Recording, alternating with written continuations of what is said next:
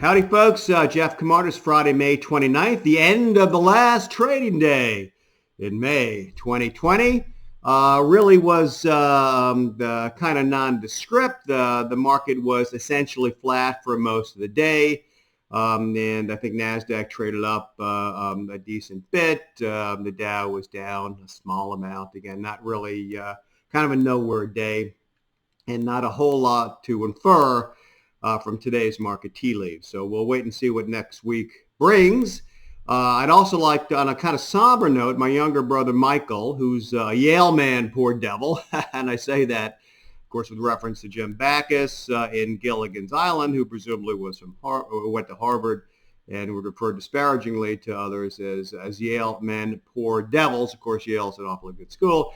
Michael noted or reminded me of an article in last night's New York Times, I think, that with the economic portends of the end of a lot of stimulus for much of America, working folk in particular, and the impact on consumer spending and so forth actually paints a rather dark tale that Chairman Powell alluded to in a press conference today about the need for continued stimulus to consumers and folks that are out of work. We'll wait and see what happens in Congress. There is really not a clear signal as to whether or not that will happen.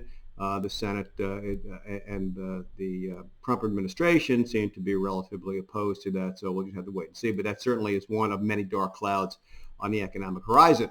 The other thing I wanted to mention briefly is kind of as a follow-up to yesterday's power of attorney discussion, is what is a healthcare surrogate, which is, I think, what they call it in Florida. Other states may call it a healthcare power of attorney. But this is where you give somebody the authority to make medical decisions for you in the event you can't speak for yourself. Like, should we try the experimental surgery or just drugs and so forth? And if you're not able to make that decision, and this, again, is a separate and distinct document and power, and you may not want your financial attorney, in fact, who's got the person that's got your financial power of attorney, to make the healthcare decision either. It's kind of a separate, skill set and maybe experience. So you may want to think carefully about who you give that to, and that's what a healthcare surrogate is. Like powers of attorney, maybe even more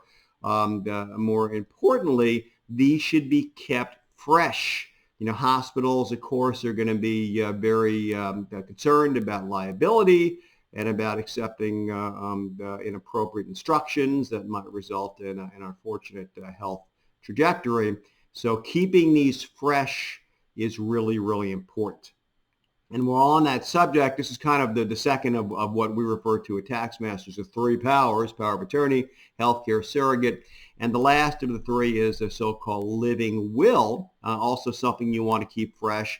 And a living will expresses your wishes in terms of having your life prolonged by artificial means. Do we pull a plug? Do we not pull a plug? How long does a plug stay in? That sort of thing. And again, these three powers are the part of the comprehensive estate planning, should be carefully considered and kept fresh and renewed every couple of years or so, because the older they get, the less likely they are to be respected by the respective powers that be, banks, hospitals, and so forth. And again, that probably is more droning than you wanted for this evening. So on this gloomy, not raining anymore, but still gloomy late Friday afternoon here in otherwise beautiful Orange Park, Florida, I bid you a wonderful weekend. And until Monday, please have a delightful, peaceful, joyous, and optimistic time. Bye-bye.